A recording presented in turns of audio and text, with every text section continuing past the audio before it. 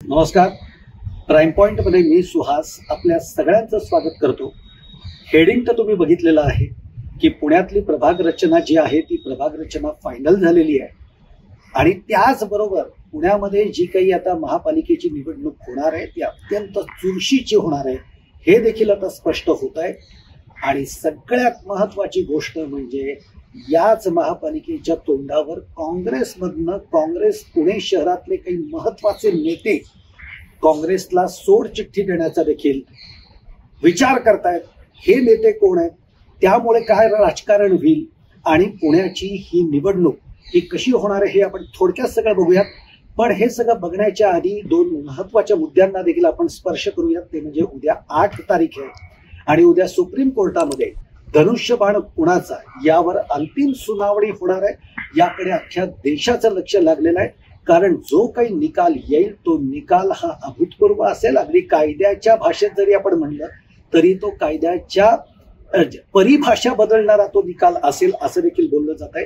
त्यामुळे याकडे आपलं लक्ष आहे. आणि दुसरी गोष्ट, काँग्रेसनं जो खोडा घालायचा होता तो खोडा अखेर काँग्रेसनं घातलेला आहे. राज ठाकरेंना मवियामध्ये घेण्यापासून काँग्रेसनं रोखलेलं आहे. मवियामध्ये चौथ्या पार्टनरची गरज नाही असं काँग्रेसनं स्पष्ट केलेलं आहे. त्यामुळे आता उद्धव ठाकरे आणि राज ठाकरे यावर काय प्रतिक्रिया देत आहेत हे देखील बघणं खूप इंटरेस्टिंग राहणार आहे. तेव्हा आपण आता वळूयात आपल्या महत्वाच्या मुद्द्याकडे. ते म्हणजे पुण्यामधली जी काही महापालिका निवडणूक होतीये, जी प्रभाग रचना झाली आहे, ही प्रभाग रचना कोणाच्या फायद्याची आहे, महापालिकेचं राजकारण पुण्यामध्ये काय चालू आहे आणि कोण काँग्रेसचे नेते काँग्रेसला सोड चिठ्ठी देणार आहेत हे सगळं बघूयात. तुम्हाला माझा व्हिडिओ आवडला तर तो लाईक करा, शेअर करा आणि अर्थातच आमचे चॅनल सबस्क्राईब करायला विसरू नका. तर मंडळी, आता आपण बघणार आहोत की पुणे महापालिकेमध्ये आता निवडणुकांचं वारं जे आहे ते सगळं राज्यामध्येच व्हायला लागलेलं आहे. तुम्हाला माहिती असेल, महाविकास आघाडीच्या बैठका होत आहेत, तिकडे उद्धव ठाकरे आपल्या शिवसेनेची बैठक घेत आहेत, राज ठाकरे सुद्धा मनसेच्या कार्यकर्त्यांना मार्गदर्शन करतायत. महायुतीमध्ये काय चाललंय हे मात्र आपल्याला काहीच कळत नाहीये. ते स्वबळावर लढणार आहेत का महायुती म्हणून लढणार आहेत काहीच कळत नाहीये. राष्ट्रवादी काय करणार आहे हे देखील या व्हिडिओतून आपल्याला बघायचं आहे. त्यामध्ये आता सगळ्यात महत्वाची गोष्ट म्हणजे पहिल्यांदा आपल्याला बघायला पाहिजे की पुणे शहरावर आतापर्यंत वर्चस्व कुणाचं आहे. तर 2017 मध्ये ज्या महापालिकेच्या निवडणुका झाल्या, या निवडणुकांमध्ये भाजप हा पुणे महापालिकेवर सत्तेत आहे. तुम्हाला आठवतही असेल, पुण्याचे महापौर म्हणून कोण होते, तर पुण्याचे महापौर म्हणून मुरलीधर मोहोळ होते. अत्यंत स्मार्ट व्यक्तिमत्व, अत्यंत बुद्धिमान व्यक्तिमत्व आणि कार्यक्षम व्यक्तिमत्व अशी देखील ते महापौर असताना त्यांच्याबाबत चर्चा झाली. 2022ला या पुणे महानगरपालिकेचा कार्यकाळ संपला. आतापर्यंत काही निवडणुका झाल्या नाहीत, त्या लांबणीवर पडलेल्या आहेत. आता या निवडणुका टप्प्यात आलेल्या आहेत, त्या होतील आणि त्या दृष्टीनं आता प्रत्येक पक्षाची मोर्चे बांधणी सुरू झालेली आहे. काहींनी आपल्या प्रचारातनं सुद्धा स्थानिक स्वराज्य संस्थांच्या निवडणुकांचे बिगुल सुद्धा वाजवलेले आहेत. त्यामुळे आपण ही एक पार्श्वभूमी बघितली की पुणे महापालिकेची आत्ताची स्थिती काय होती.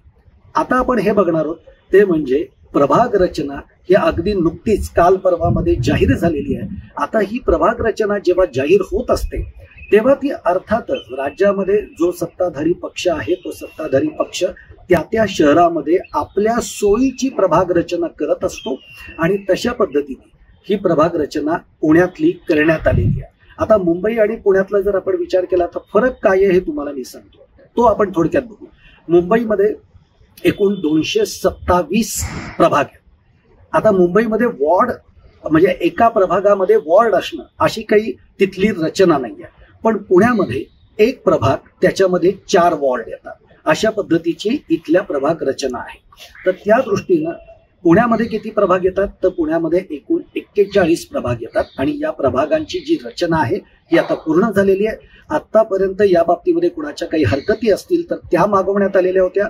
जवळपास 5922 हरकती या लोकांनी केलेल्या होत्या. त्यापैकी 1000 माझ्या मते 323 हरकती या पूर्णतः मान्य करण्यात आल्या आणि अगदी 67 हरकती ज्या आहेत त्या अंशतः मान्य करण्यात आल्या आणि या सगळ्यानंतर आता प्रभाग रचना ही फायनल झाली. आता ही प्रभाग रचना कशी आहे ती कुणाच्या सोयीची आहे हे आपण आता बघणार आहोत आणि त्याकडे सुद्धा तुम्ही लक्षपूर्वक बघत राहा. जसं मी म्हटलं की पुण्यामध्ये एकूण प्रभाग किती आहे, तर पुण्यामध्ये 41 प्रभाग आहे आणि जवळपास 167 नगरसेवकांसाठी ही निवडणूक होणार आहे. म्हणजे जेव्हा निवडणूक होईल तेव्हा 167 नगरसेवक हे पुण्यातनं निवडून येणार आहे. म्हणजे एकूण 41 प्रभागांमधनं 167 नगरसेवक निवडून जातील. आता पुण्यामध्ये सध्या महाविकास आघाडीची एक बैठक झाली आणि यामध्ये हा निर्णय झालेला की पुण्यातली निवडणूक जी आहे ती महाविकास आघाडी एकत्रित लढवेल. आता एकत्रित लढवेल याचं काही कारणं देखील आहेत. ती म्हणजे पुण्यामध्ये कुणाची किती ताकद आहे, तर पुण्यामध्ये राष्ट्रवादीची पहिल्यांदा खूप ताकद होती, आता ती तशी क्षीण झालेली आहे. पण पुण्यामध्ये काँग्रेसची सुद्धा ताकद आहे आणि पुण्यामध्ये शिवसेनेची पण ताकद होती, पण आता शिवसेना ही विभागलेली आहे. त्यामुळे आता ज्या बैठका झाल्यात महाविकास आघाडीच्या त्याच्यामध्ये एकत्रित महाविकास आघाडी ही पुणे महानगरपालिकेच्या निवडणुकांना सामोरं जाईल अशा पद्धतीची त्यांची रणनीती ही ठरलेली आहे. त्यामुळे आता महायुती काय करेल, मग महायुतीमध्ये भाजप, शिवसेना शिंदे गट आणि राष्ट्रवादी अजित पवार गट हे एकत्र लढवतील का वेगवेगळे लढवतील हा सुद्धा खूप उत्सुकतेचा भाग आहे. पण याच्यामध्ये आपल्याला जी माहिती मिळते ती अशी मिळते की राष्ट्रवादी अजित पवार गट जो आहे तो महायुतीमध्ये पुण्यामध्ये एकत्रित लढायला तयार नाही. अजित पवारांची राष्ट्रवादी ही स्वबळावर एकटं लढण्याच्या विचारामध्ये आहे. आतापर्यंत तशा पद्धतीची कोणतीही अधिकृत घोषणा त्यांच्याकडनं झालेली नसली तरी ग्राउंड लेवलवर जी आपण सगळी माहिती घेतोय त्यानुसार अजित पवार गट जो आहे तो स्वतंत्र लढण्याचा विचार करतोय किंवा इथले स्थानिक जे नेते आहेत ते असं म्हणतात की स्वतंत्र आपण लढूयात, इथे आपली ताकद आहे. जर आपण महायुतीमध्ये गेलो तर जागा वाटपाचा घोळ होऊ शकतो आणि तो परवडणारा नाही. त्यामुळे महायुतीच्या बाबतीत जर विचार केला तर पुण्यामध्ये कदाचित राष्ट्रवादी ही सेपरेट लढेल अशी चिन्ह आहे. आता शिवसेना ही भाजप बरोबर लढेल का, तर हो असं मी मुद्दामून म्हणेन. कारण पुण्यामध्ये जर ताकद आता आपण बघितली तर ती भाजपची ताकद सर्वाधिक आहे. एकतर मुळामध्ये 5 वर्ष महापालिकेवर भाजपची सत्ता राहिली आहे. अगदी वॉर्ड लेवलवर जे सध्या काम सुरू आहे भाजपचं ते देखील अत्यंत जोमात आणि वेगात सुरू आहे. म्हणजे मतदारांपर्यंत पोहोचण्याचं काम सुरू आहे. आता या सगळ्यामध्ये शिवसेना शिंदे गटाची ताकद किती आहे याचा जर आपण विचार केला तर ती अत्यंत कमकुवत ताकद आहे, तशी काही ताकद फारशी नाही आहे. त्यामुळे शिंदे पुण्यामध्ये लढताना हा विचार करतील की आपण भाजप बरोबर लढूयात, जे काही जागा आपल्या पदरी पडतील तेच आपल्या दृष्टीनं फायद्याचं राहील. त्यामुळे शिंदे कदाचित भाजप बरोबर संयुक्त लढायला महायुती म्हणून तयार होतील. पण भाजप तयार होणार आहे का हा देखील एक पुढचा प्रश्न आहे. पण महायुतीच्या बाबतीमध्ये अजून ती स्पष्टता आली नाही. ती स्पष्टता काय येते हे देखील बघणं खूप गरजेचं आहे. आता तुमच्या सगळ्यांची उत्सुकता अशी आहे की अरे सांगून तर टाका ना की काँग्रेसमधनं कोण फुटणार आहे, कोण बाहेर पडणार आहे. तर मुळामध्ये आपण तो विचार आधी म्हणजे तो करण्याच्या आधी तुमच्या मनामध्ये एक प्रश्न आला असेल की ही प्रभाग रचना जी आहे ही कुणाच्या सोयीची आहे, तर ही अर्थातच भाजपने आपल्या सोयीची प्रभाग रचना करून घेतलेली आहे. आता ही प्रभाग रचना सोयीची केली जाते म्हणजे काय, तर आता त्याचं उदाहरण दाखल जर तुम्हाला काही सांगायचं झालंच तर आपण असा विचार करूयात की समजा मी प्रभाग क्रमांक 4 मध्ये आहे आणि मी काँग्रेसचा कॅन्डिडेट आहे. तर भाजप काय करणार, कारण भाजपची सत्ता आहे किंवा शिवसेनेची सत्ता आहे, तर ही महायुती काय करणार, सरकार काय करणार, तर प्रभाग रचना असं करणार की माझ्या प्रभागामध्ये जो माझा मतदार आहे हा विभागला गेला पाहिजे.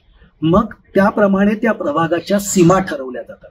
मी प्रभाग क्रमांक 4 मध्ये आहे पण मग त्याच्या सीमा अशा ठरवायच्या की माझा जो वोटर आहे तो काही प्रमाणात प्रभाग 5 मध्ये विभागला गेला पाहिजे, कोणी प्रभाग 3 मध्ये विभागलं गेलं पाहिजे, कोणी प्रभाग 6 मध्ये विभागलं गेलं पाहिजे. म्हणजे थोडक्यात काय की माझा मतदार जो आहे की मला जी यशाची खात्री असते तर तो माझा मतदार विभागला जातो आणि मग माझ्या प्रभागात माझीच मतं कमी होतात आणि समोरचा जो कॅन्डिडेट आहे मग तो भाजपचा असेल, शिवसेनेचा असेल, राष्ट्रवादी अजित पवारांचा असेल तो निवडून येऊ शकतो. अशा पद्धतीने ही प्रभाग रचना केली जाते. त्याच्यामध्ये फारसं काही म्हणजे हे सरकार काहीतरी वेगळं करतंय अशातला भाग नाही. प्रत्येक सरकार ते तशा पद्धतीने करतं. आता मुद्दा असा आहे की एक तर जसं मी म्हटलं त्याप्रमाणे पुण्यामध्ये आता ताकद आहे भाजपची. एक तर मुरलीधर मोहोळ हे पुण्याचे, आज ते उड्डाण राज्यमंत्री आहेत केंद्रामधले. त्याचप्रमाणे चंद्रकांत दादा पाटलांसारखं एक नेतृत्व आहे जे पुण्यामधलं आहे. मेधा कुलकर्णी आहेत, एक तगडं व्यक्तिमत्व आपल्याला माहिती आहे, खासदार. म्हणजे एक तगडी फळी ही पुण्यामध्ये, आमदारांची संख्या पुण्यामध्ये जास्त आहे. त्यामुळे पुण्यातलं जे काही भाजपचं नेटवर्क आहे ते स्ट्रॉंग आहे. त्यामुळे पुण्यात भाजपचं पारडं जड आहे. तरीही भाजप कोणत्याही स्थितीमध्ये कुठलीच रिस्क घ्यायला तयार नाही. आता काँग्रेसमधनं भाजपमध्ये किंवा काँग्रेसमधनं राष्ट्रवादी अजित पवार गटामध्ये काँग्रेसचे काही नेते आणि मोठे नेते शहरातले हे जाण्याच्या तयारीत आहेत. आता सगळ्याच नेत्यांची नावं काही आपल्या समोर नाही आली, परंतु अगदी ठामपणाने सांगायचं तर रमेश बागवे हे जे काँग्रेसचे नेते आहेत, जे विधानसभेला सुद्धा उभे होते, ते माजी मंत्री राहिलेले आहेत, हे रमेश बागवे कोणत्याही स्थितीमध्ये कदाचित भाजपमध्ये जाऊ शकतील अशी स्थिती आहे. आत्ताच्या विधानसभेमध्ये सुद्धा जेव्हा त्यांना तिकीट मिळणार नाही अशी परिस्थिती आली होती, तेव्हा बागवे असं म्हणाले होते की जर मला तिकीट मिळालं नाही तर मी भाजपमध्ये जाईन. तेच बागवे पुन्हा एकदा काँग्रेसच्या एकूण कार्यपद्धतीवर नाराज आहेत. किंवा शेवटी एक लक्षात घ्या, हे जे नेते आहेत यांच्या लक्षामध्ये एक गोष्ट येते की आता काही झालं तरी पुढची 4-4.5 वर्ष कुठल्या निवडणुका होणार नाहीयेत. मग विरोधी पक्षामध्ये बसण्यापेक्षा आपण सत्ताधारी पक्षामध्ये जाऊन बसावं, जेणेकरून आपल्याला जो फायदा उठवता येईल तो आपल्याला घेता येईल. त्याच पद्धतीनं अगदी स्थानिक स्वराज्य संस्थांच्या महापालिकेच्या निवडणुकीच्या तोंडावर काँग्रेसमधनं 7 ते 8 मोठे नेते हे भाजपमध्ये किंवा अजित पवारांच्या राष्ट्रवादीमध्ये प्रवेश करू शकतात अशी अगदी खात्रीलायक माहिती आहे. आणि तसं जर झालं तर मात्र काँग्रेससाठी हा मोठा अथरा असेल, महाविकास आघाडीसाठी हा मोठा धक्का असणार आहे आणि त्याचा फायदा भाजपला आणि अजित पवारांच्या राष्ट्रवादीला होताना आपल्याला बघायला मिळतोय. आणि म्हणूनच मी जे म्हटलं की पुण्यातली निवडणूक मुंबई पाठोपाठ, जसं मुंबईमध्ये भाजपला मुंबई महानगरपालिकेवर एक हाती सत्ता आणायची आहे, त्याचप्रमाणे पुण्यातली जी आपली सत्ता आहे ती पुन्हा आपल्याला मिळवायची आहे. यासाठी भाजपचे प्रयत्न चालू आहेत. राष्ट्रवादी अजित पवार गट आता नेमकं काय करताय, काय भूमिका घेत आहे हे पाहणं महत्वाचं आहे. एकंदरीत पुण्यातली महापालिका निवडणूक ही अटीतटीची, चुरशीची आणि तितकीच रंजक होणार हे मात्र नक्की आहे. तुम्हाला माझा हा व्हिडिओ आवडला तर तो लाईक करा, शेअर करा आणि आमचं चॅनल अर्थातच सबस्क्राईब करा.